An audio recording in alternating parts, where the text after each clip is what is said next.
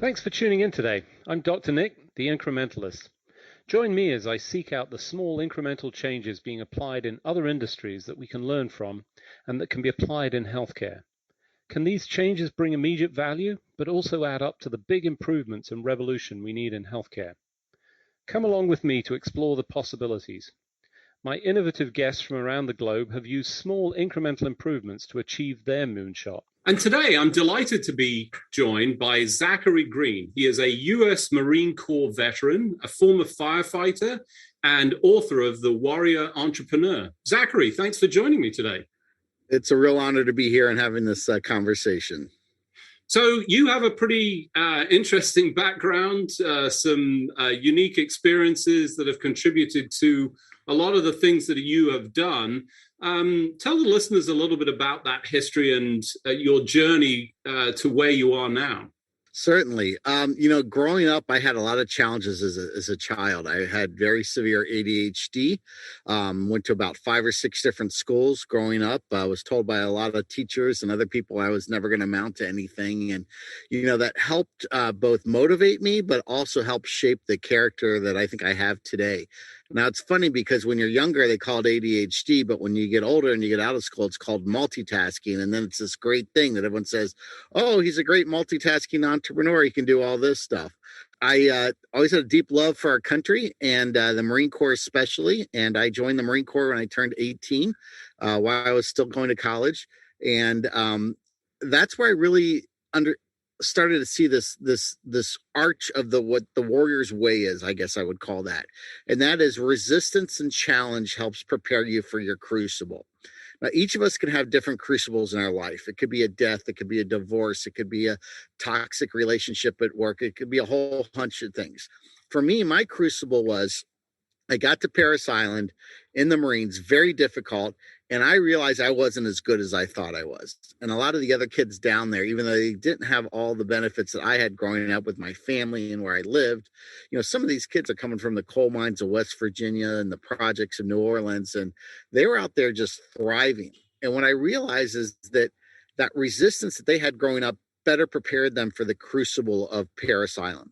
And the crucible is that crisis in your life where everything you've done up to that point in time is not enough to get you to that next level.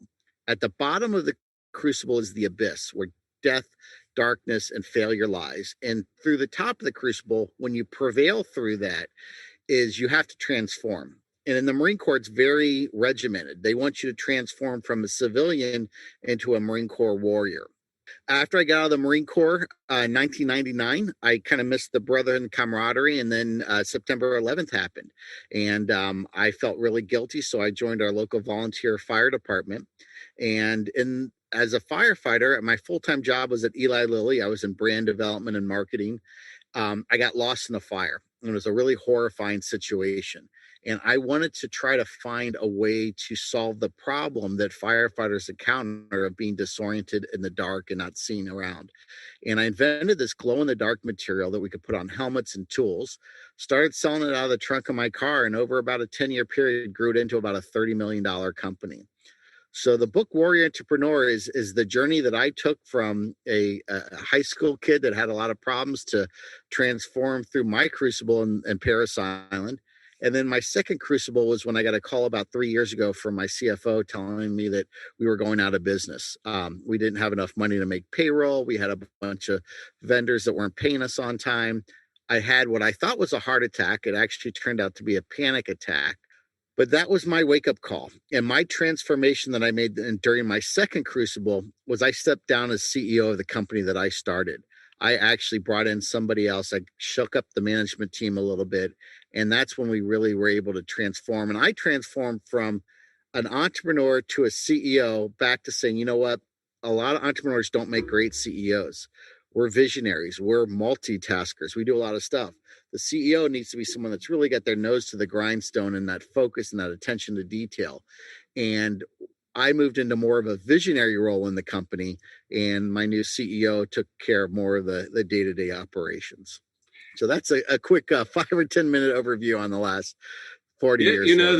There is so much to unpack there, not least of all, that so many sort of inflection points in your life, I just want to start out by saying, hoorah, my dad was a Marine, part of World War II and, Dutch Marines. He came and trained in Camp Pendleton when he finally escaped.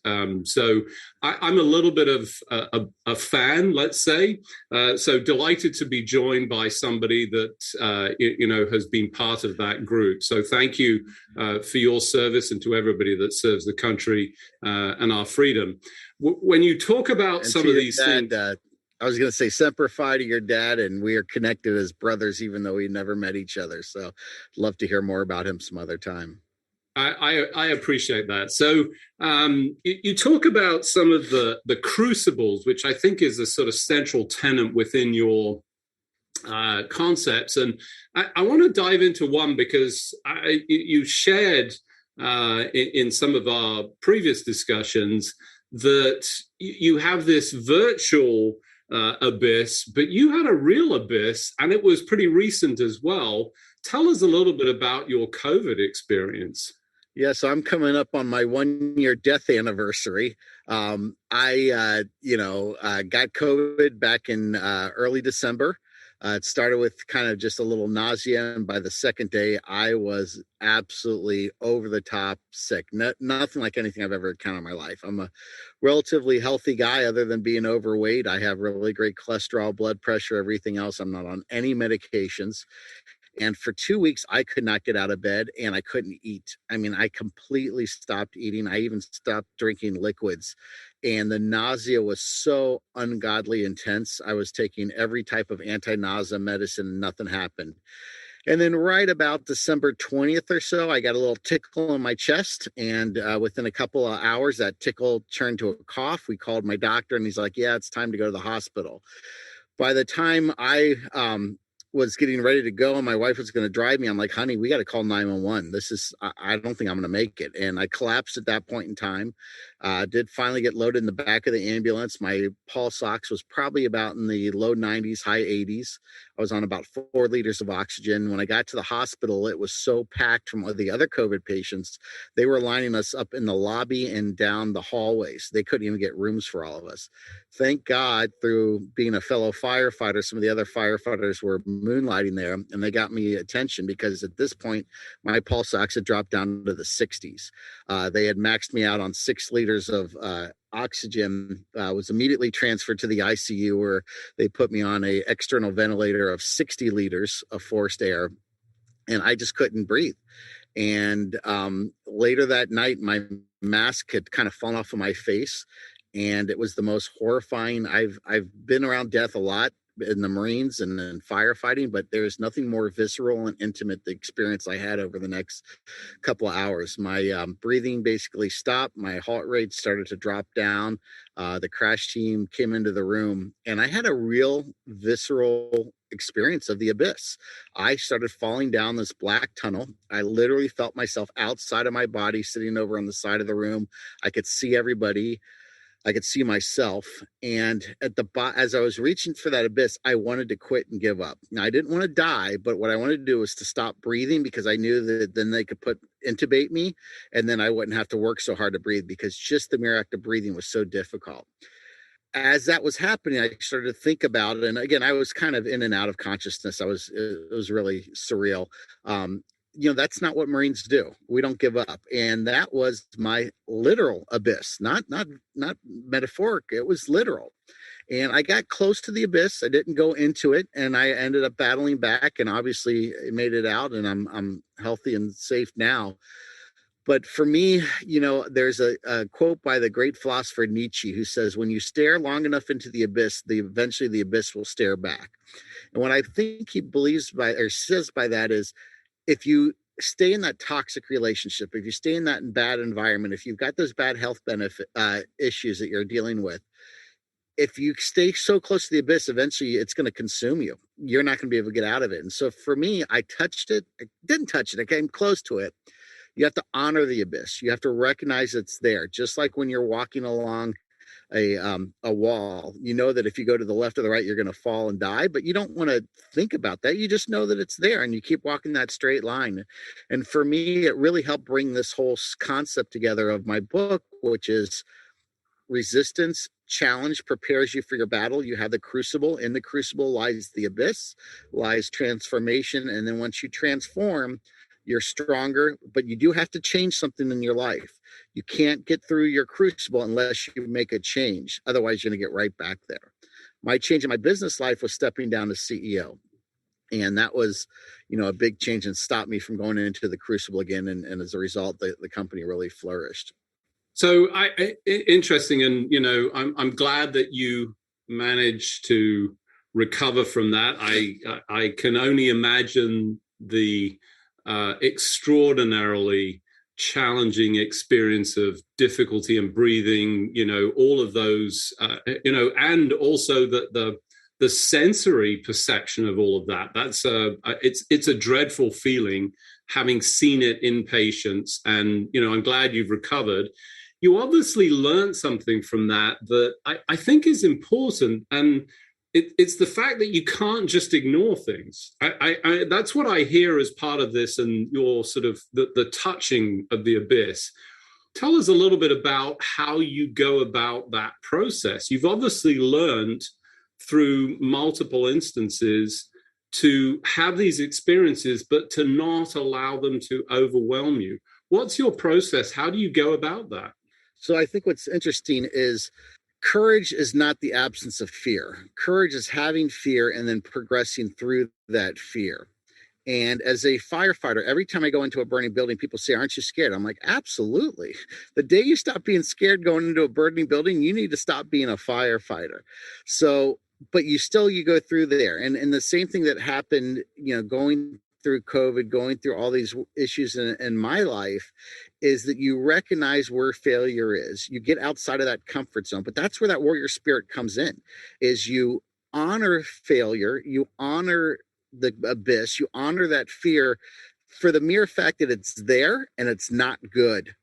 And you respect the fact that it's not good, just like you respect a car that's barreling down the street at 90 miles per hour. But you don't go in front of the car. You just know it's there and you stay off to the side. And as an entrepreneur, you're faced with so many difficult decisions, so many challenging problems.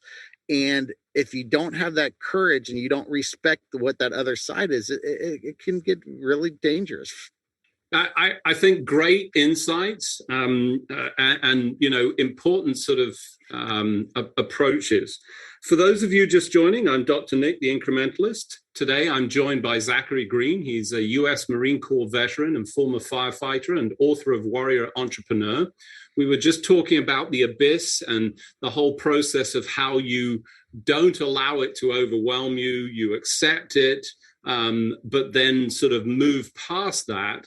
I think very much, these small steps that you've found, the sort of incremental approach to recovery.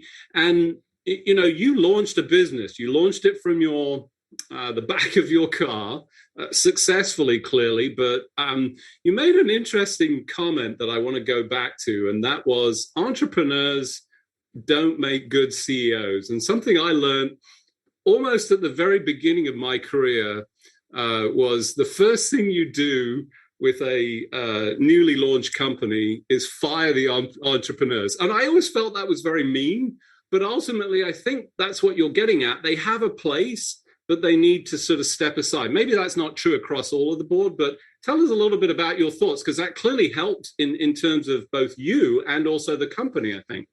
I'm a big fan of analogies, and I think one of the great analogies that helped me get through that point was when you have a child. An entrepreneur gives birth to a business. Now, early on, you have to do everything for the kid. You have to clean them, you have to bathe them, you have to feed them. But eventually, if you carry them everywhere, they'll never get a chance to walk.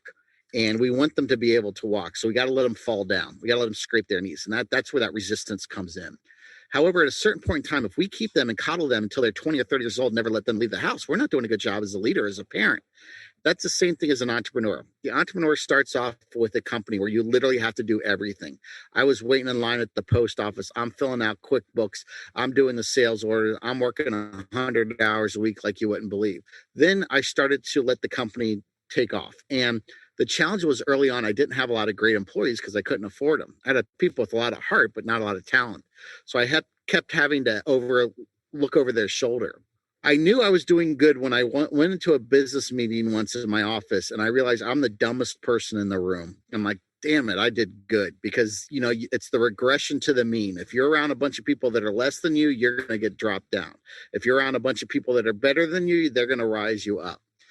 And so to your point, as a entrepreneur is a visionary. A visionary is somebody that, again, multitasker, ADHD, however you want to call it. They've got lots of ideas. They're very creative, but they're usually not detail people. They're usually not people that will follow up. They're usually not people that can really just sit down and work a P&L statement like somebody should.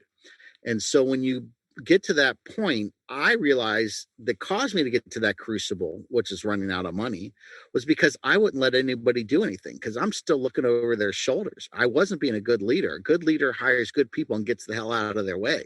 I wasn't doing that. I was staying on top of them. And so I had to separate. I had to let my kid get out of the house, make some of those failures and challenges, and get out there. Now, I will tell you this. Nobody will love your company as much as the founder. It's just not possible. Nobody will love your baby as much as you do. It's not possible. Nobody will be as good as you are.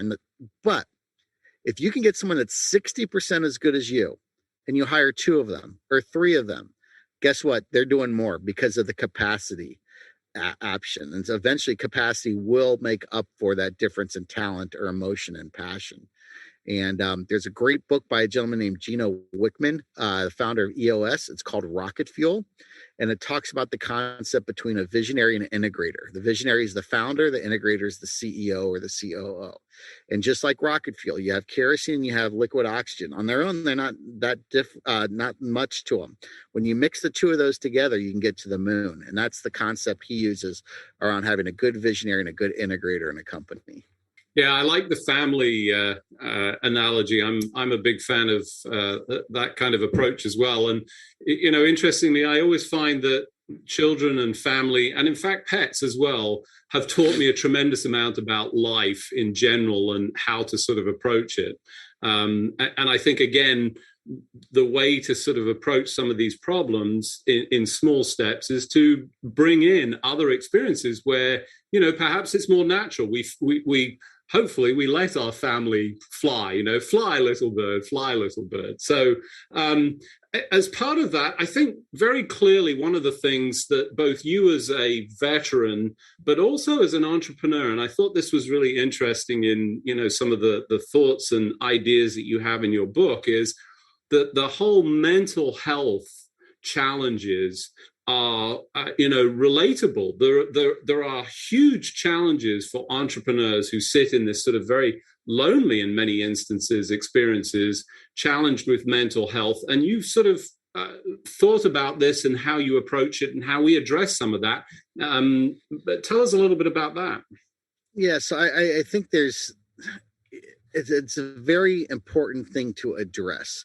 And the reason why is they say it's lonely at the top. As an entrepreneur, you can't get there and be raw and share with your employees because they may lose confidence in you. They may not like that. I've been around a lot of really crazy stuff. Between my time in the Marine Corps, as the fire service, I've seen things that most people would haunt them forever. I will tell you, nothing was as difficult as it's been being an entrepreneur. Mentally, emotionally, spiritually, it literally rocked me to my core on multiple times.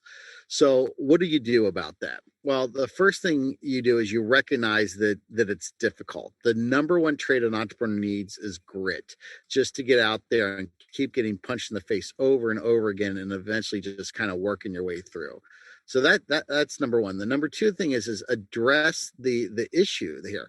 In the military, there was a study done that showed that 17% of people serving and active duty in the military suffer from PTSD. Now, I think that number is really low and not accurate, because a lot of people in the military don't want to admit that because they could lose their security clearance. That could be a sign of weakness or whatever.